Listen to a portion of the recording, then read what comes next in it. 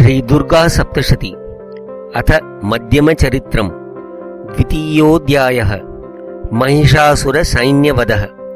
न्यासः। ओम अस्य श्री मध्यमचरित्रस्य विष्णुऋषिः उष्णिक्छन्दः महालक्ष्मीर्देवता शाकम्भरी शक्तिः दुर्गा बीजं वायुस्तत्वं यजुर्वेदस्वरूपं श्री महालक्ष्मी प्रीत्यर्थे धर्मार्थे जपे विनियोगः। महालक्ष्मी ध्यानम्। ओम अक्षस्रक् परशुं गदेषु कुलिशं पद्मं धनुक्कुण्डिकाम् दण्डं शक्तिमसिं च चर्म जलजं घण्टां सुराभाजनम् शूलं पाशसुदर्शने च ददतीं हस्तै प्रवालप्रभाम्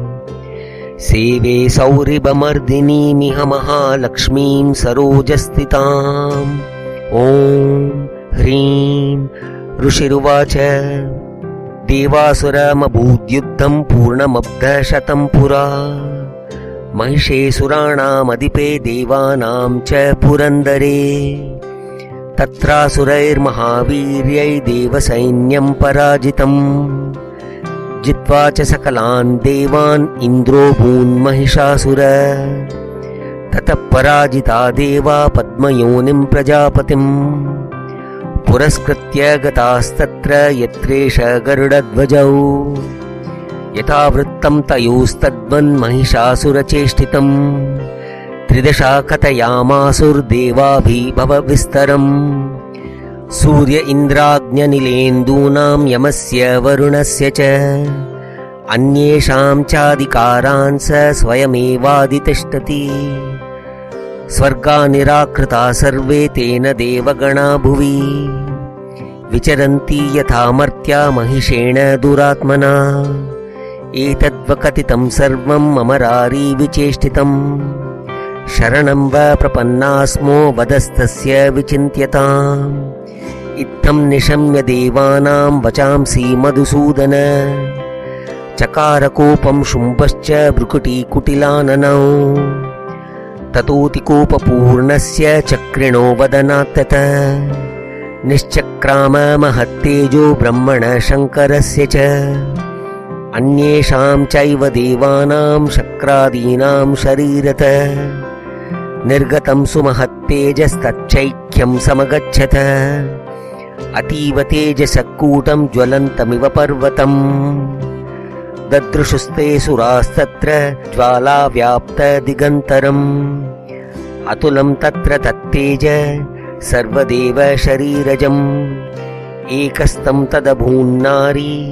व्याप्तलोकत्रयं त्विषा यदभूच्छाम्भवं तेजस्तेनाजायत तन्मुखम् यां येन चाभवन् केशा बाहवो विष्णुतेजसा सौम्येन सनयोर्युग्मं मध्यं चैन्द्रेण चाभवत् वारुणेन च जङ्गोरु नितम्बस्तेजसा भुव ब्रह्मणस्तेजसा पादौ तदङ्गुल्योर्कतेजसा वसूनां च कराङ्गुल्य कौबेरेण च नासिका तस्यास्तु दन्ता सम्भूता प्राजापत्येन तेजसा नयनत्रितयं जज्ञे तथा पावकतेजसा भ्रुवौ च सन्ध्ययोस्तेज श्रवणामनिलस्य च अन्येषां चैव देवानां सम्भवस्तेजसां शिवा ततः समस्तदेवानां तेजोराशि समुद्भवां तां विलोक्य मुदं प्रापुरमरा महिषार्दिता शूलं शूलाद्विनिष्कृष्य ददौ तस्यै पिनाकदृक् चक्रं च दत्तवान् कृष्ण समुत्पाद्य स्वचक्रत शङ्खं च वरुणः शक्तिं ददौ तस्यै हुताशन मारुतो दत्तवांश्चापं बाणपूर्णे तथेषुदी वज्रमिन्द्र समुत्पाद्य कुलिशादमराधिप ददौ तस्यै सहस्राक्षो घण्टामैरावताद्गजात् कालदण्डाद्यमो दण्डं पाशं चाम्बुपतिर्ददौ प्रजापतिश्चाक्षमालां ददौ ब्रह्माकमण्डलुं समस्तरोमकूपेषु निजरश्मीन् दिवाकर कालश्च दत्तवान् खड्गं तस्याश्चर्म च निर्मलम् क्षीरोदश्चामलं हारमजरे च तथाम्बरे चूडामणिं तथा दिव्यं कुण्डले कटकानि च अर्धचन्द्रं तथा शुभ्रं केयूरान् सर्वबाहुषु नूपुरौ विमलौ तद्वद् ग्रैवेयकमनुत्तमम् अङ्गुलीयकरत्नानि समस्तास्माङ्गुलीषु च विश्वकर्मा ददौ तस्यै परशुं चाति निर्मलम् अस्त्राण्यनेकरूपाणि ततो वेद्यं च दंशनम् अम्लानपङ्कजां मालां शिरस्युरसि चापराम् अददज्जलिदस्तस्यै पङ्कजं चातिशोभनम् हिमवान् वाहनं सिंहं रत्नानि विविधानि च ददावशून्यं सुरया पानपात्रं दनाधिप शेषश्च सर्वनागेषु महामणिविभूषितम्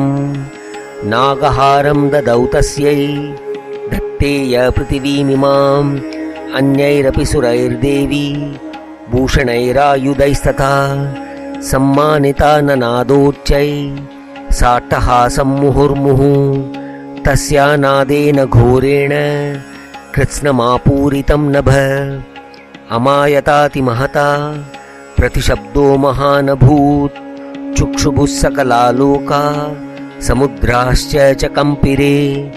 चचालवसुधाचेलु सकलाश्च महीधरा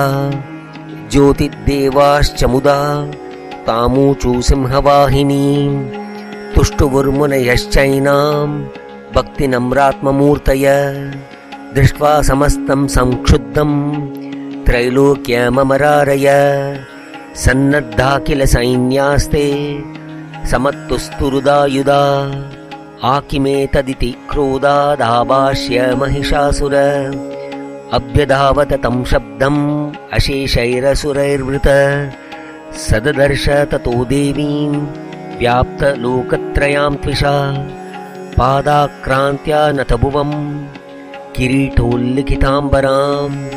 क्षोभिताशेषपातालां धनुर्जानस्वनेन तां दिशो भुजसहस्रेण समन्ताद्व्याप्य संस्थितां ततः प्रववृते युद्धं तया देव्या सुरद्विषां शस्त्रास्त्रैर्बहुधा मुक्तैरादीपितदिगन्तरं महिषासुरसेनानीश्चिक्षुराख्यो महासुर युधे चामरश्चान्यैश्चतुरङ्गबलान्वित रतानामयुतैः षड्भिरुदग्राख्यो महासुर अयुध्यतायुतानां च सहस्रेण महाहनु पञ्चाशद्भिश्च नियुतैरसिलोमा महासुर अयुतानां शतैः षड्भिर्भाष्कलो युयुधे रणे गजबाजी सहस्रौघैरनेकैः परिवारित वृतो रथानां कोट्या च युद्धे तस्मिन्न युध्यत बिडालाख्यो युतानां च पञ्चाशद्भिरतायुतैः युयुधे संयुगे तत्र रथानां परिवारित अन्ये च तत्रायुतशो रथनागहयैर्वृता युयुधुः संयुगे देव्या सह तत्र महासुरा कोटिकोटिसहस्रैस्तु रथानां दन्तिनां तथा हयानां च वृतो युद्धे तत्राभून्महिषासुर तोमरैर्बिन्दिपालैश्च शक्तिभिर्मुसलैस्तथा युयुधुः संयुगे देव्या खड्गैः परशुपट्टिश केचिच्च चिक्षुपुः शक्ति केचित् पाशांस्तथा परे देवीं खड्गप्रहारैस्तु ते तां हन्तुं प्रचक्रमु सापि देवी ततस्तानि शस्त्राण्यस्त्राणि चण्डिका लीलयैव प्रचिच्छेद निजशस्त्रास्त्रवर्षिणी अनायस्तानना देवी स्तूयमानासुरर्षिभिः मुमोचासुरदेहेषु शस्त्राण्यस्त्राणि चेश्वरी सोऽपि क्रुद्धो धृतसटो देव्या वाहनकेसरी चचारासुरसैन्येषु वनेष्विव हुताशन निःश्वासान् मुमुचेयांश्च युध्यमानारणेऽम्बिका त एव सद्य सम्भूता गणाशतसहस्रश यूदुस्ते परशुभिर्भिन्दिपालासि पट्टिशै नाशयन्तो सुरगणान् देवी शक्त्युपबृंहिता अवादयन्त पटहान् गणाशङ्कांस्तथा परे मृदगांश्च तथैवान्ये तस्मिन् युद्धमहोत्सवे ततो देवी त्रिशूलेन गदया शक्तिवृष्टिभिः खड्गादिभिश्च शतशो निजगान महासुरान् पातयामास चैवान्यान् घण्टास्वनविमोहितान् असुरान् भुवि पाशेन बद्ध्वा चान्यानकर्षयत् केचिद्विदा कृतास्तीक्ष्णै खड्गपातैस्तथा परे विपोतिता निपातेन गदया भुविशेरते वेमुश्च केचिद्रुधिरं मुसलेन वृषं हता केचिन्निपतिता भूमौ भिन्ना शूलेन वक्षसि निरन्तरा शरौघेण कृता केचिद्रणाजिरे सेनानुकारिणप्राणान् मुमुचुस्त्रिदशार्दना केषांश्चिद्बाहवश्चिन्नाश्चिन्नग्रीवास्तथा परे शिरांसि पेतुरन्येषामन्ये मध्ये विदारिता विच्छिन्नजङ्घां स्वपरे पेतुरुर्व्यां महासुरा एकबाह्वक्षिचरणा केचिद्देव्या द्विधा कृता छिन्नेऽपि चान्ये शिरसि पतिता पुनरुत्थिता कबन्धायुयुर्देव्या गृहीत परमायुधा ननृतुश्चापरे तत्र युद्धे तूर्यलयाश्रिता कबन्धाश्चिन्न शिरस खड्गशक्तृष्टिपाणय तिष्ठतिष्ठेति भाषन्तो देवी मन्ये महासुरा पातितैरतनागाश्वैरसुरैश्च वसुन्धरा अगम्या सा भवत्तत्र यत्राभूत्स महारण शोणितौगा महानद्य सद्यस्तत्र प्रसुस्रुवु मध्ये चासुरसैन्यस्य वारणासुरवाजिनां क्षणेन तन्महासैन्यम् असुराणां तथाम्बिका निन्ये क्षयं यथा वह्निस्तृणदारु महाचयं स च सिंहो महानादमुत्सृजन् दुतकेसर शरीरेभ्यो मरारीणाम् असूनिव विचिन्वति देव्या गणैश्च तैस्तत्र कृतं युद्धं तथासुरै यतेषां तुतुषुर्देवा पुष्पवृष्टिमुचो दिवि। ॐ इति श्रीमार्कण्डेयपुराणे सावर्णिके मन्वन्तरे देवीमाहात्म्ये द्वितीयोऽध्यायः। ॐ नमश्चण्डिकायै।